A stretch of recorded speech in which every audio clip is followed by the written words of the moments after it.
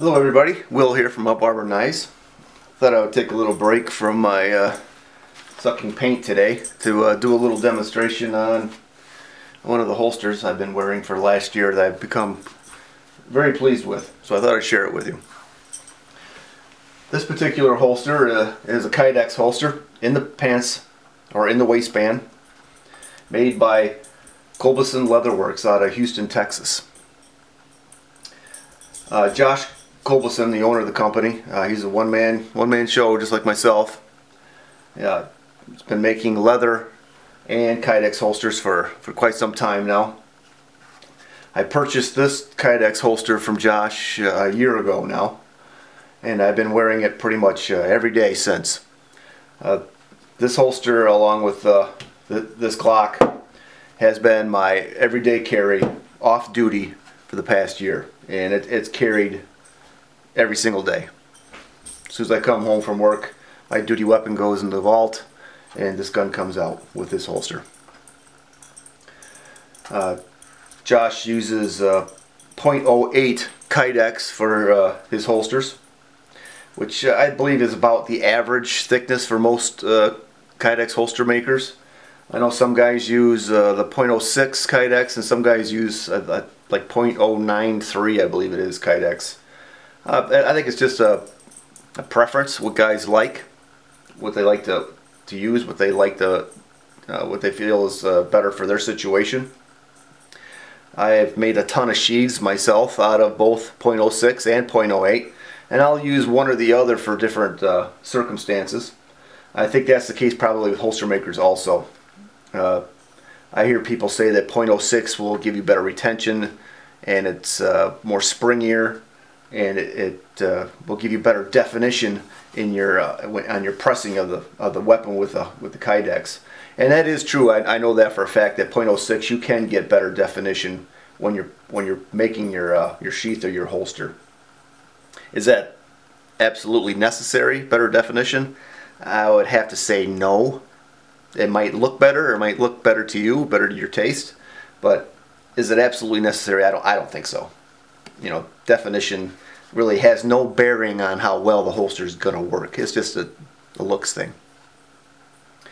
The loops on this holster are for a 1.5 inch belt, but Josh will make them for I believe almost any size belt you want, whether it be a 1.5 or 2.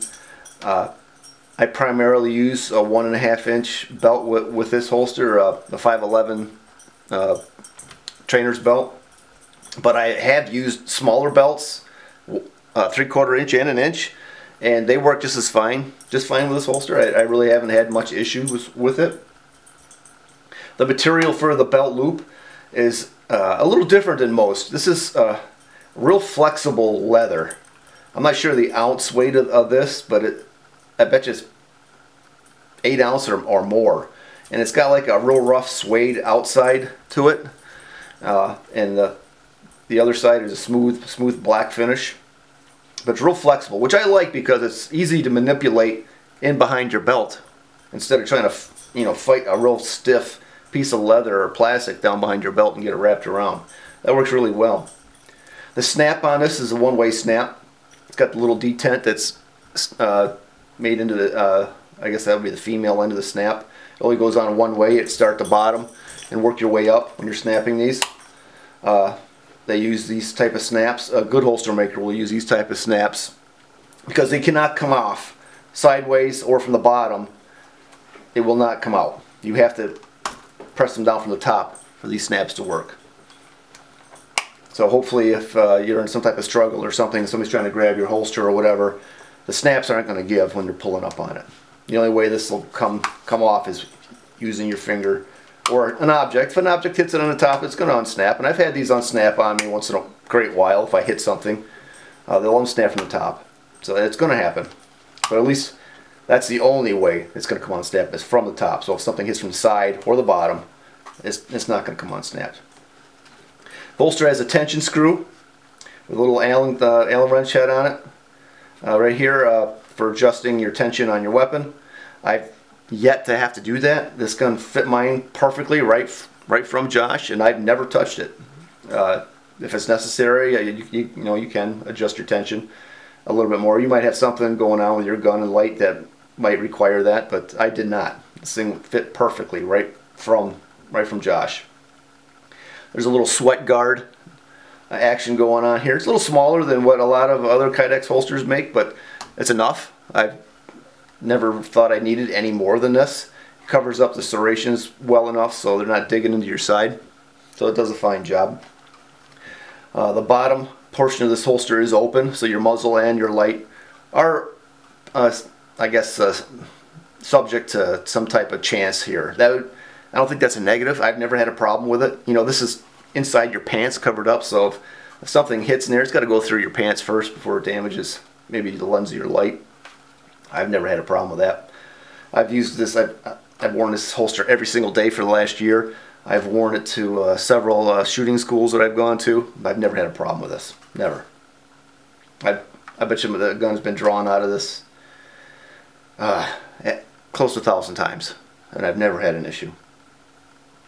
The back side of the loops are he uses these posts that will not turn. It's a really well constructed holster. This holster is for a Glock 23. This is my Glock 23 that I actually modified myself, and this is my everyday off-duty carry. Just to give you a little background on this gun, I chopped the bottom off of the 23 so it actually accepts 27 magazines. I ground off the finger grooves in front. I can't stand those. And I actually flattened the back of the back strap here also, making it more of a 1911 feel in your hand, I guess you could say. Rounded the trigger guard, installed these True Glow combination trinium and fiber optic sights, which are pretty decent sights. You know, I've yet to find the perfect sight myself that I actually think that's the sight, but these work. These work fine. And like I said, this is my everyday carry, and I carry it with this Streamlight TLR1 flashlight. This is mounted on here, and it doesn't come off. Now, the only way I usually carry this gun is in this configuration with Josh's holster. That's how I carry this gun. There is a rarity, maybe 2 or 3 times a year, that I'll take this light off and I'll carry this in a lessee ankle holster. But that's a rarity. I prefer strong side carry in the same position I carry my duty weapon, and just for that consistency. Okay, back to the holster. Cover tension, let me see here. Concealability and comfort. Very, very comfortable. I've worn it in the car for driving for 10 hours. Is it going to get comfortable after about hour 8 or 9? It has. I don't know a holster it's not going to be after you're driving for that long. But for normal driving, 5, 6, 7 hours, I've never had a problem with it. It's decent. It's a decent holster. Very comfortable. Concealability. Now, I'm a bigger guy, I guess. I'm 6'1", 230 pounds. So, you know, I used to carry a full-size 1911 without much issue concealing that before I switched to carrying Glocks. The only reason I did that is, again, for consistency with my duty weapon. But it conceals very well. You know, this is a pretty decent mass of material that's going in your pants, but I've never had a problem with it. I really can't see much anybody having an issue trying to conceal this gun. Obviously, it depends on the clothes you're wearing. You got to pick your clothes correctly when you're going to conceal any type of firearm, whether it's, you know, a gun such as this or something a lot smaller. But with a normal pair of pants or a pair of shorts and a t-shirt, this gun conceals without much problem. I think a lot to do with that. It has to do with that. And one of the reasons why I did chop this grip off on this Glock was for concealability. The grip is the hardest thing to hide. And the fact that I can use the same gun, I can go from strong side to ankle holster without switching guns. I'd like to give you a little demonstration on how this holster works with the firearm.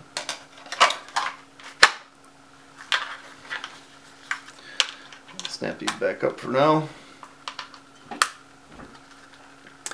There's plenty of retention. You know, the gun's not going to come out. It might jar a little loose or something, but it's not going to come out. You're talking about a lot of weight up front here with this light now, but it's not going to come out. I've never had an issue with it coming out. So it's plenty of retention. Draws and reholsters very, very smoothly.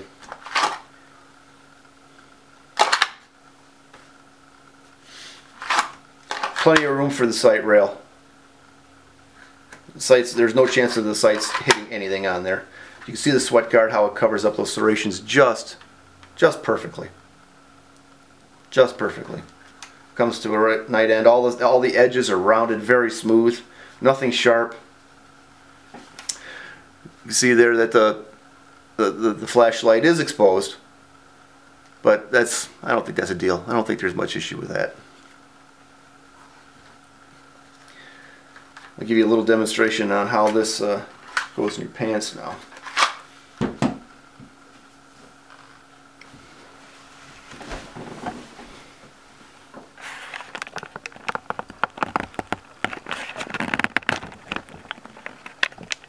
There we go.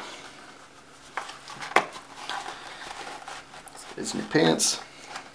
Put your belt loops behind your belt. Single snap. The other side. Single snap. There's the holster in the pants. Holster your weapon. Just like so. A little demonstration here on how it fits in your pants.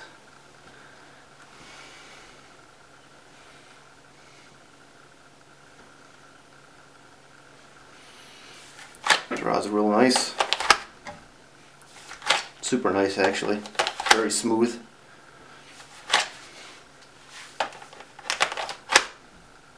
Goes right in, never doesn't move. Stuck right in there.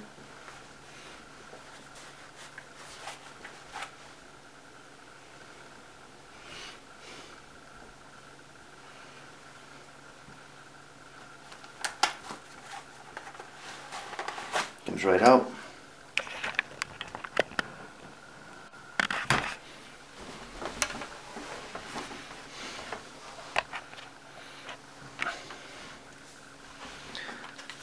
There you have it. Josh Kolbeson Kydex in the pants holster. I'll have his information on the description of this video. If you want to check out his site, that'd be great. If you want to tell him I sent you, that'd be great also. If you happen to buy a holster from him. He has some really nice looking leather holsters also. Real unique, real high quality stuff. So check it out. Maybe you'll find something you like there. Thanks for watching.